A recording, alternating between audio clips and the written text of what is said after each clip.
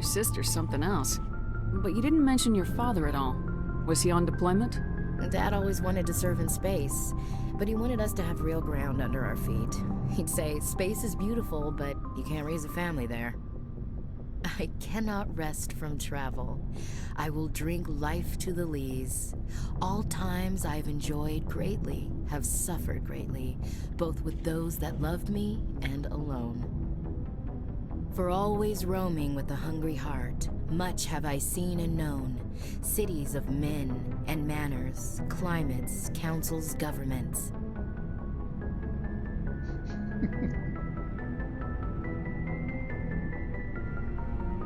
Is the rest of your life story this dull? Not everyone can bust up a slaver ring on their first tour, Commander. Some of us just live ordinary lives. Dad passed on a few years back. He's probably still watching, though.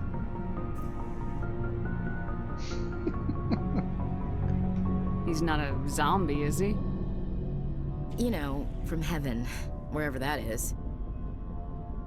That's not a problem with you, is it? That I believe in God?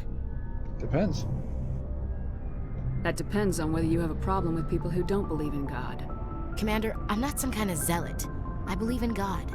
What everyone else believes is their business. I should get back to my duties. Didn't mean to take up so much of your time. Dismissed, Chief. Ma'am.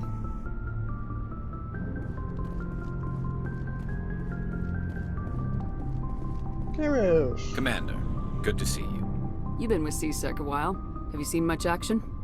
Well, not as much as you, but yeah, I've seen some interesting things. I bet you have. Anything in particular that stands out? I remember this Solarian geneticist I was sent to investigate. That case was a bit disturbing. What happened?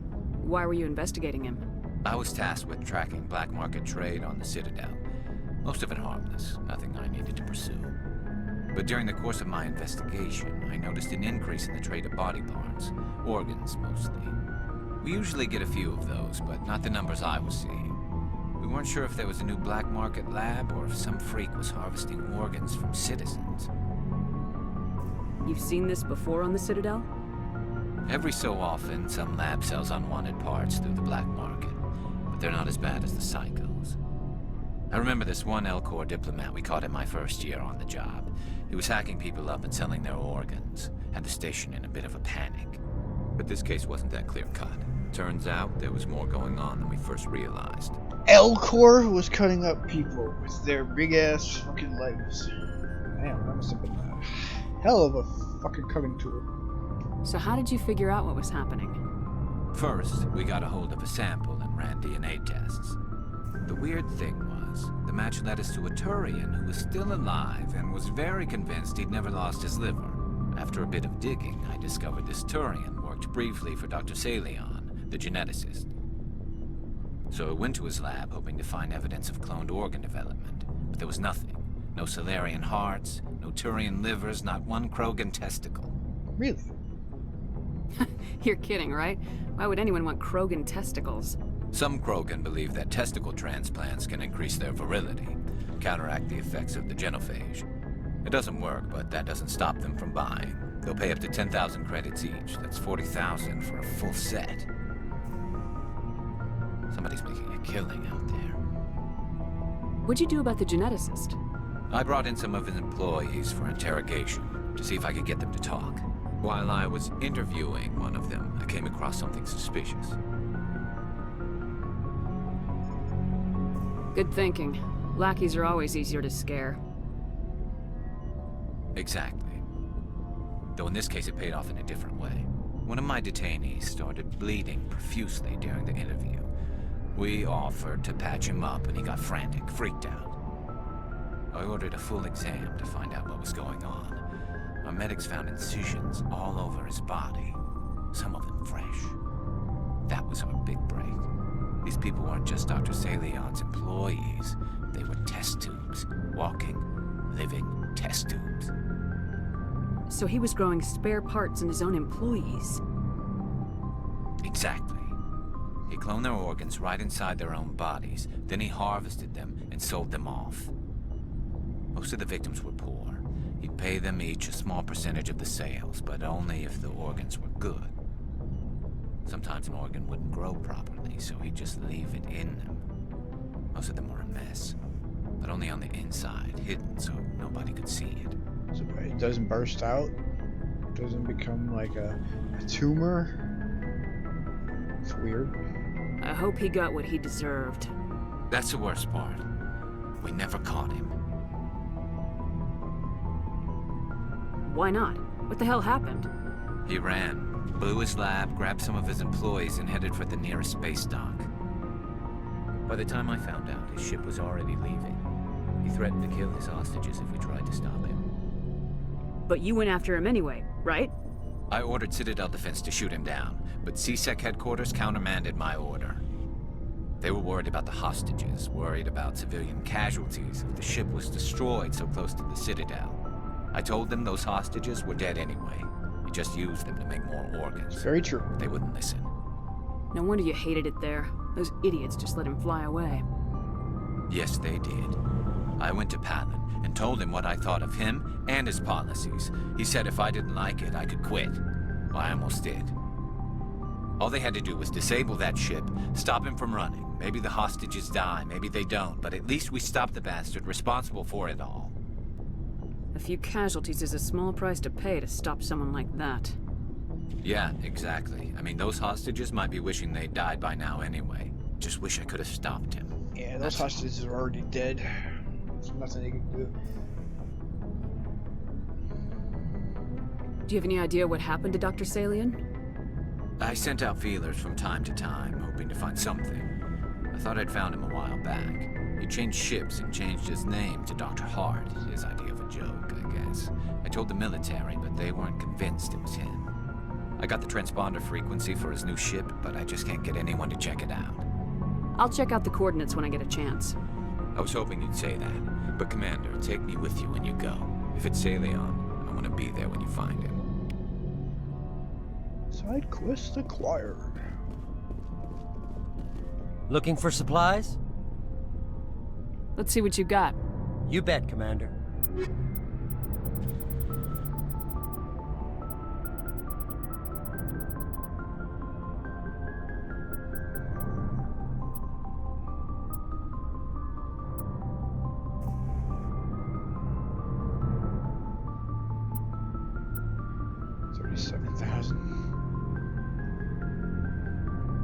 But it's an improvement. Barely. Very barely. What she likes her red and black armor.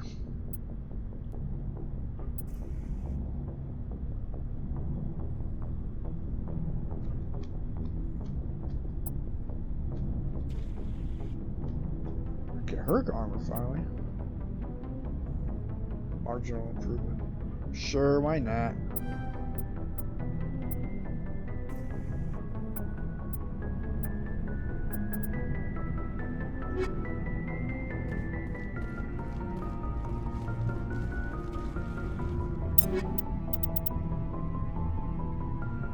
There you go. Huge improvement.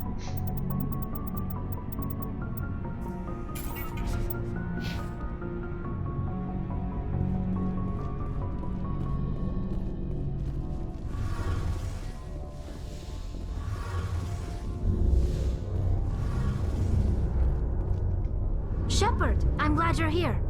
Good to see you smiling again, so to speak. I'm sleeping much better now. I guess I'm getting used to how quiet your ship is. I still think a lot about my pilgrimage, though. I know Steren's our top priority, but with all the worlds we go to, I was hoping to find something to bring back to the flotilla. We've still got a long way to go. Oh yeah. You'll find something to take back. Yes, but it cannot just be some derelict ship my people can use for salvage. It has to be more than that. There's a lot expected of me. What's so special about you? It's my father. He's the senior member of the Admiralty Board. He's one of only 5 people who can overrule the decisions of the Conclave for the good of the migrant fleet. My father is responsible for the lives of 17 million people. Our entire race is in his hands, and I'm his only child. I guess technically. So are you some kind of heir to the Quarian throne or something? No, it doesn't work that way. My father's position isn't hereditary. I'll probably never serve on the Admiralty Board myself. Absolutely not. Officially, I'm just the same as any other citizen. But it doesn't work that way in practice. People have always treated me differently because of who my father is. You must get all kinds of special privileges. I probably had it easier than most growing up. Probably. But it's not all good. People like my father have enemies, and they're not above using me to get to him. It must be tough on you. My people place a high value on family and ancestry. There's an unspoken expectation that I'll live up to my father's example. Everyone's waiting for me to do something great on my pilgrimage, something that will forever change our lives for the better. If I don't, it's like I failed, and that reflects badly on both me and my father. The work you're doing here is more important than anything any Quarian's ever done before. Yes, I know. But you have to understand Quarian culture. We're a very insular society. The events beyond the flotilla don't much matter to the average citizen. Our greatest dream is that one day we'll return to our homeworld and drive out the Geth. But even if we stop Saren, that's not going to happen. There's still millions of Geth behind the veil. Until they're gone, our exile will continue. Still pick a new planet. And then go after your home. What would you need to bring back to make everyone happy? Something that would help us better understand the Geth. They've changed significantly since the exile. They've continued to evolve. We've done our best to study them, but it's not easy. They're very reclusive. Until recently, they never went beyond the borders of the Veil. And all the Geth we run into now are under Saren's control. We'd need to find Geth operating on their own, independently. But I don't want this to get in the way of our mission, Shepard. First, we stop Saren. Then I'll worry about my own problems. Is that even a thing? I thought they were all gonna follow Saren because of reasons. What was your father like? It wasn't easy growing up as the daughter of one of the Admiralty. Even before he joined the board, he was a prominent figure. People looked to him for leadership. He had to set an example, and he expected the same of his daughter. Plus, he was pretty strict, a military man through and through. He never allowed me to settle for anything less than excellence. As a kid, I sometimes felt like he was pushing me too hard. But now, I'm old enough to appreciate what he taught me. The world doesn't owe us anything. If we want something in life, we have to earn it. Sounds like a tough upbringing.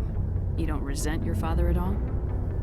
Like I said, it wasn't easy.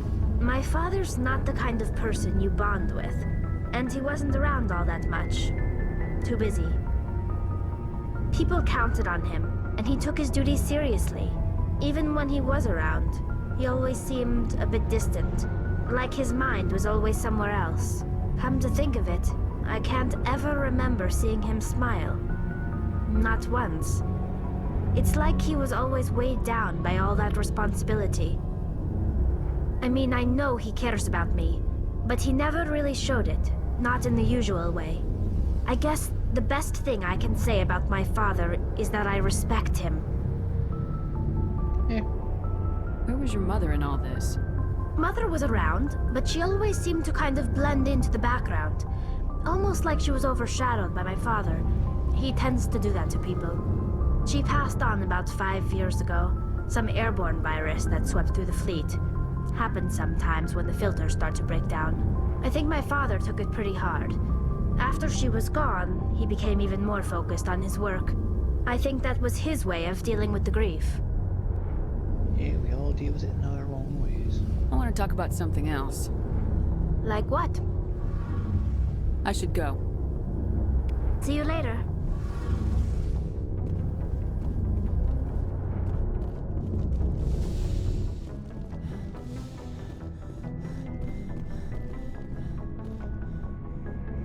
Your stamina's getting worse. I don't think that was even 2 seconds of running.